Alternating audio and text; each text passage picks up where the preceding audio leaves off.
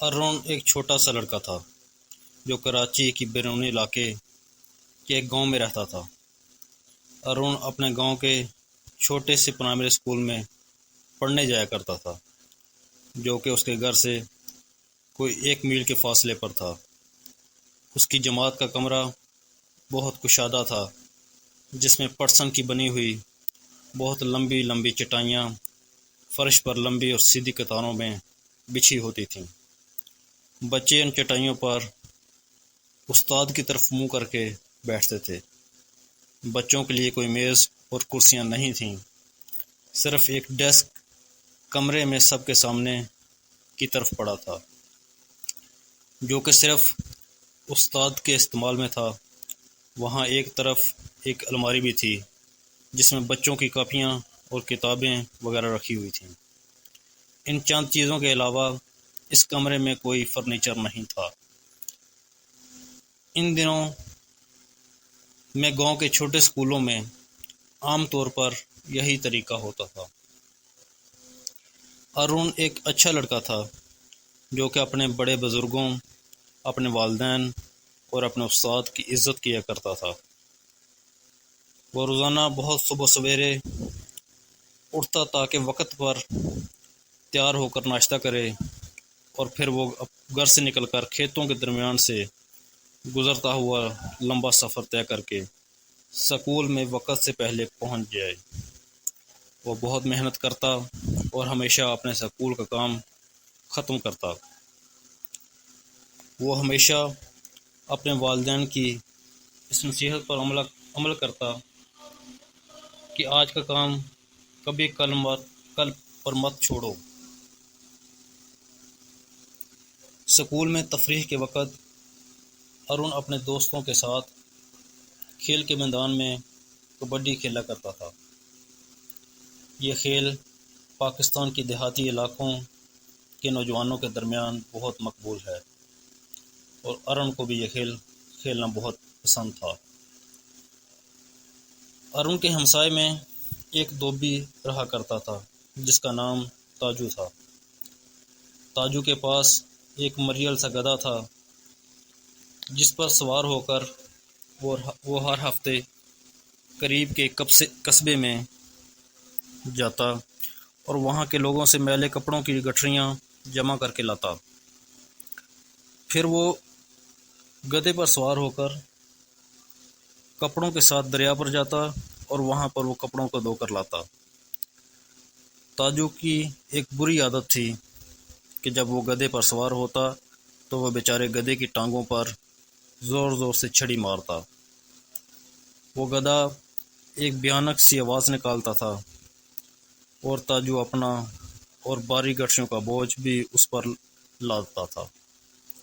پھر شام کو وہ گدھے پر سوار دھلے ہوئے کپڑوں کی گٹھریوں کا بوجھ بھی اس پر لادے ہوئے اس کی ٹانگوں پر چھڑی مارتا ہوا واپس آتا تھا۔ جب دھوبی پاس سے گزرتا تو ارون اکثر گدھے کے یہ بھیانک اور غمزدہ آواز سنتا، اور گدھے کے بارے میں پریشانی کی وجہ سے وہ بچہ رات کو نہ سو سکتا۔ دوسرے دن صبح کے وقت بھی اسکول جاتے ہوئے ارون دھوبی کو گدھے کو شہر کی طرف جاتے ہوئے دیکھتا، جو ہمیشہ کی طرح گدھے کو لمبی چھڑی کے ساتھ پیٹتا جاتا تھا۔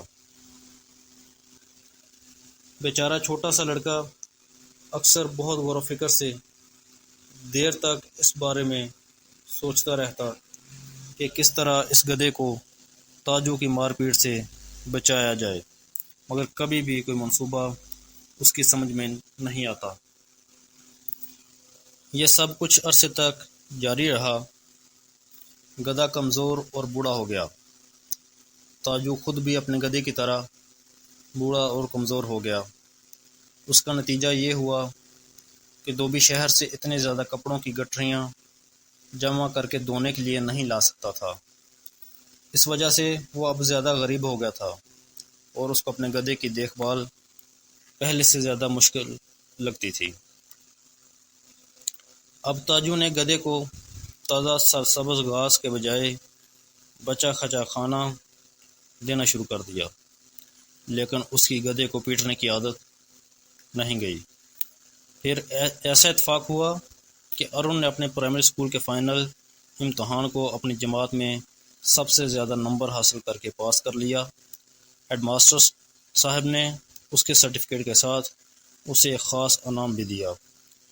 ارون گاؤں بھر میں بہت مشہور ہو گیا۔ اس کے والدین انتہائی خوش ہوئے اور اپنے بیٹے کی کامیابی پر ناز کرنے لگے۔ اس کی محنت اور کامیابی کی خوشی مناتے ہوئے ارون کے والدین نے اس سے وعدہ کیا کہ وہ اس کی مرضی کی جو چیز بھی وہ پسند کرے گا اسے وہی تحفے میں خرید کر دیں گے۔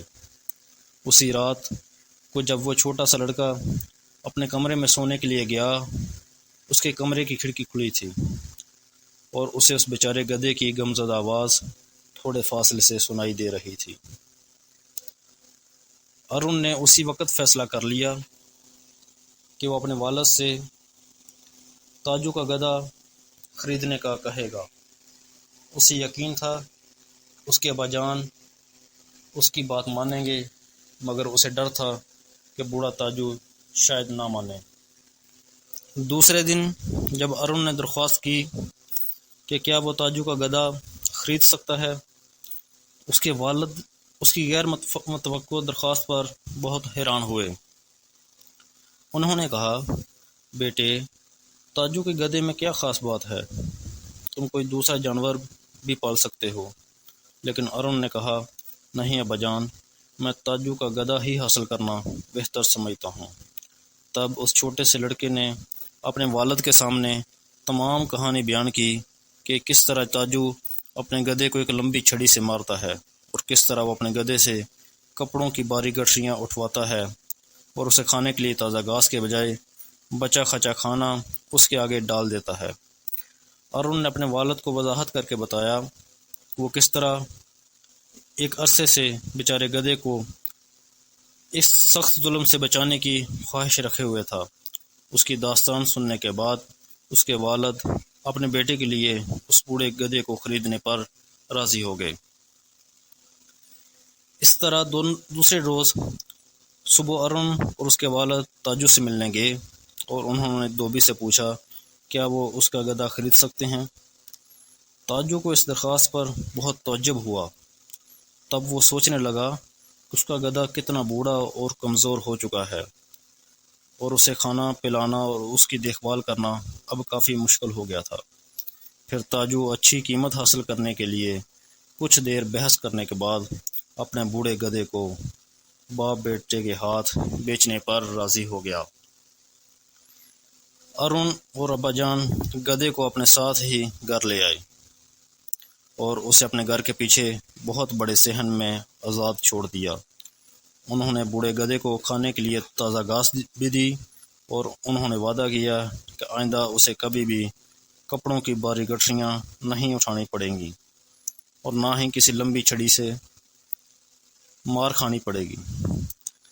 ارون نے ہمیشہ گدھے کی دیکھ بھال کی پوری کوشش کی اور باوجود اس کے وہ گدھا بہت ہی بوڑھا تھا، مگر وہ جلد ہی طاقتور اور صحت مند ہو گیا۔